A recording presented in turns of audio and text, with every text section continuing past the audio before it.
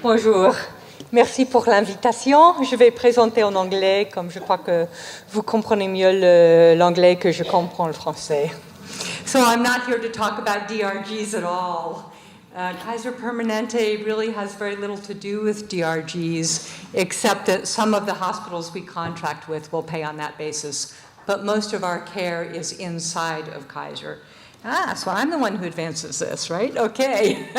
So I just have one slide that you've probably seen.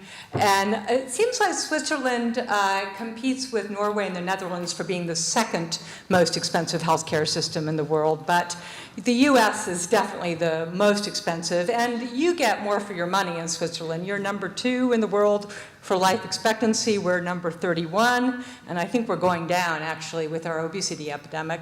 So we're not here to talk about the greatness of the American health system. I'm only here to talk about why the model of Kaiser Permanente seems to be working. What is Kaiser Permanente? Well, we say that we're committed to helping shape the future of healthcare. We've been saying that since we integrated all of our information technology, and that started to all work together in 2010, inpatient, outpatient, physical therapy, patient access, everything.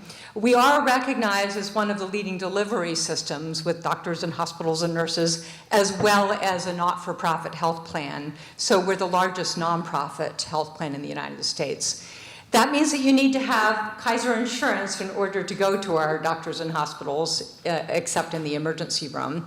But when you do go to one of our medical centers, you'll be at one-stop shopping, meaning that you can get everything on one campus: the hospital, the primary care, physical therapy, optometry, audiology, health education, pharmacy, all that. And most often, we work in a team. So we've had the same mission for a long time. It will look familiar to you. Because we're nonprofit and tax exempt, we not only want to take care of our members, we do a lot for our communities. We invest in parks and bicycle paths and exercise programs to try to improve the health of our communities. The vision we develop and refresh every 5 or 10 years, and we have the concept of total health, because as you know, only about 20% of a person's health relates to their medical care. The rest has to do with their genetics and their socioeconomic status and their lifestyle and all the rest. So we try to get involved in that as well. It's the only way you can really make a difference on the health of a population. We say we're trusted partners in what we call total health, collaborating with people to help them thrive, creating communities that are among the healthiest in the nation, and inspiring greater health for America and the world. This is a challenge with 38% of our population now obese. So, where do our members come from in the United States? So Kaiser's bigger than Switzerland. I think you're about 8.4 million. We're 11.7 million today. At the end of last year, we were 11.6 million. That's across 8 states, but we are mostly on the West Coast: California, Washington, Oregon. And about 70% of our members are coming through employer groups. So you know we have a different system than Switzerland, which is mostly paid by the individual. In the US, about 70% of the Kaiser members, about 50% of all Americans, get their health insurance through their employer. They may pay part of it, but the employer offers it as a group rate. Individuals who don't work for a big employer and are not on the government programs may pay us directly. That's 9%. And then the government pays us for the over 65 through Medicare and the low income through Medicaid. But although these groups all pay different amounts, and it's hard to say there's an average amount they pay, they do all pay per member per month, prepaid. Okay, so we don't have fee-for-service at Kaiser Permanente. We don't charge fee-for-service. Our doctors are all salaried, and everything's prepaid, with the exception of some small co-payments at the point of service that the patient pays. So looking at the end of last year, our operating revenue for our almost 12 million members was about $64.6 billion. That's not quite equivalent of the Swiss health budget, because the Swiss health budget includes long-term care, nursing care, whereas health plans in the United States do not include that. So it's not exactly apples to apples to compare it. But yes, we are more cost effective than the rest of the United States. That's been shown. We average about $6,000 per member per year. But keep in mind that does not include the long-term care. So most of that money goes to paying the salaries of our doctors and nurses and everyone else, but we have operating income of $1.9 billion last year. We invest a lot in our buildings and our computers and our supplies, $2.8 billion last year. And we invest a lot in our community. As I mentioned, we're tax exempt and nonprofit. So that means we're a very big healthcare philanthropy in the United States. Last year, we donated $2.5 billion to our communities, and about half of that goes to subsidize the low-income members because Medicaid does not pay us enough to cover their costs. So we're subsidizing low-income members. We're also building parks and bicycle paths and exercise programs for our communities. We started after World War II. During World War II, we were an industrial health plan for shipyard workers in California and steel mill workers. And we opened at the end of the war. Mostly at the beginning, we appealed to unions, teachers, and construction workers, but we've since grown quite a lot. So we have, across the United States, 11.7 million, about 80% on the West Coast. We employ 22,000 physicians. They're all employed, they're all salaried, primary care, all the specialties. They only work for Kaiser Permanente, that's part of their contract. They may earn money outside of Kaiser doing something else like being a writer or musician, but they can only practice medicine at Kaiser Permanente. It's always been that way, actually. We employ another 208,000 people, including 54,000 nurses, 5,000 pharmacists, 7,000 people who work in information technology, etc. We are like a country, really. And we've been operating for 72 years. So you'll see we own 39 of our own hospitals. And in California, we mostly use our own hospitals, but in some of the smaller regions, such as Georgia, Colorado, and Washington, D.C. area, we contract with community hospitals. If you do go to one of our medical centers, it might look a little like HUG, except that we have probably more primary care. So we're not contracting with GPs in their offices. They work for us, and they're in our buildings. They're on salary for us. The other thing that's different is there's just one medical record per patient, which has all of their care in it, including physical therapy, pharmacy, whatever. It's all in one place. The patient has access to a summary of that. Anybody treating that patient sees everything that has happened to them in healthcare within Kaiser Permanente. The other thing that may be different is we have health education centers in almost all of our buildings. So we refer people to health education classes to manage diabetes or to lose weight or whatever. We have also most of those classes available via computer as online classes too. So our structure is that people, members, the government, employers, individuals pay a per member per month amount to the health plan, Kaiser Foundation Health Plan. That's the insurance arm of Kaiser Permanente. That money then is divided in a budget to the hospitals for the inpatient care and to the medical groups for the outpatient care and the doctor's salaries. That's an annual budget based on per member per month. As I said, there's not fee for service. And what we have seen is, and it's not just because of this model, it's a lot because of what we've done with our integrated information technology, is we do appear at the top of all of the comparative studies in the US for quality, access, customer satisfaction. That's relatively recent. That's since we've integrated the information technology. If you look back to 2004, we were in the middle of quality. But since about 2010, 12, 14, we've been at the top.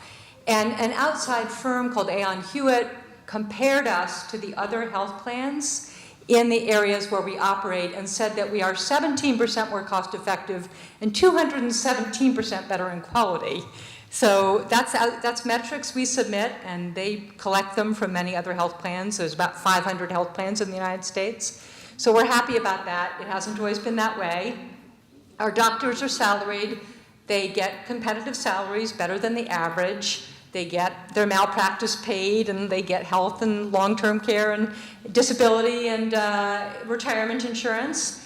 In addition, there is a bonus that they receive every year based on measures of quality, access, and service. So first of all, the plan has to do well. Their medical center has to perform well. Their group has to perform well. But some of its individual metrics as well. How well is a primary care doctor controlling their patients with hypertension?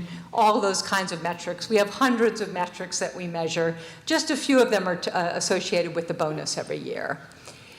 But remember, we have 22,000 doctors and 208,000 other employees, and most of us have bonuses of some sort that are tied to Kaiser's mission, vision, and strategy. We call it our annual incentive plan. It's paid out once a year, and it is dependent on the company as a whole doing well to begin with, but then every group, every department has their own quality and other metrics. So we're very much aware of how we perform. Most of us see how we perform compared to our peers and compared to targets. So there's a lot of transparency.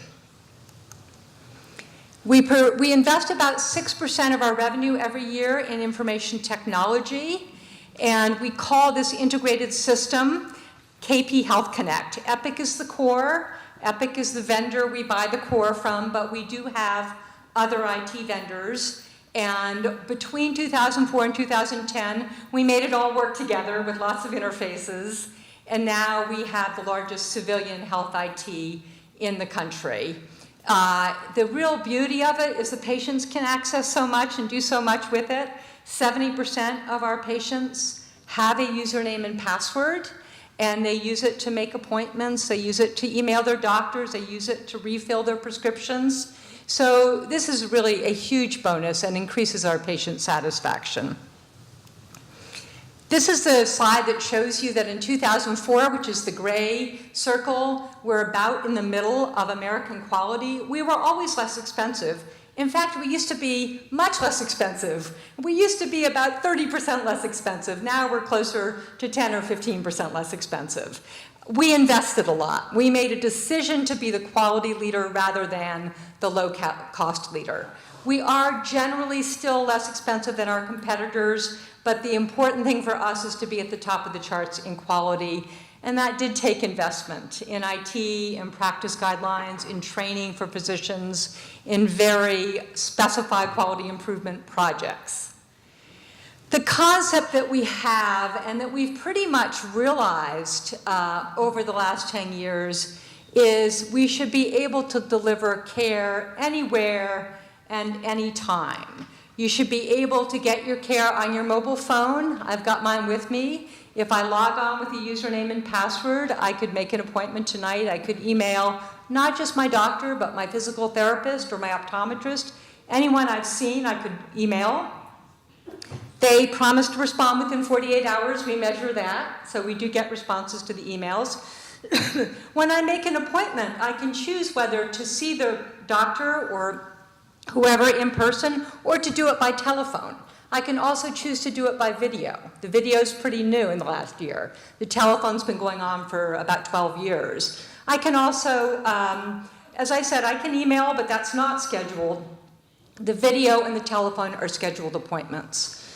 We have also telemedicine between the primary care and specialty care, so that a primary care doctor may not have to make you go to see a specialist. They might be able to call the specialist to their office or have a video chat with them in front of you or talk to them on the phone. We also have mobile vans that we use sometimes to take into the community or to take to employer parking lots with doctors in them and the integrated IT so that we can see employees in their parking lot and not make them come to us. Some employers are big enough, like Cisco and Facebook, that they hire our doctors to work in their clinics so that their employees don't have to leave. And then we have everything from very small micro clinics with just 2 doctors and a nurse in a shopping mall, connected by video to the specialists elsewhere, to very large hubs in Washington, D.C., where we have everything but the hospital bed. We have 24-hour care, we have all the specialties, MRI, CT scan, but we don't have hospital beds. And 80% of the time we can take care of the patients who show up there without referring them to a hospital. So how do we pay for all this investment? Actually, a lot of it is by shortening the length of stay in the hospital. We have a length of stay between 3 and 4 days, depending on the region. And of course, that doesn't include the long-term care beds, but it is still lower than the US average, which is about 4.5, and I saw earlier that the Swiss average is about 5.5. So really, by doing more of the prevention, which we're incented to do with our prepaid model, and doing more on the ambulatory side, we're able to keep our costs down and to pay for this whole system that works very well together. And I've been a member since 1970, and I'll tell you, it's really quite amazing improvement I've seen since that time. And the biggest improvement has been the ability to interact online and to have one medical record and to know that wherever I go within Kaiser Permanente, they will see that medical record and they will know what's happened to me, and I don't have to repeat it 20 times. Thank you.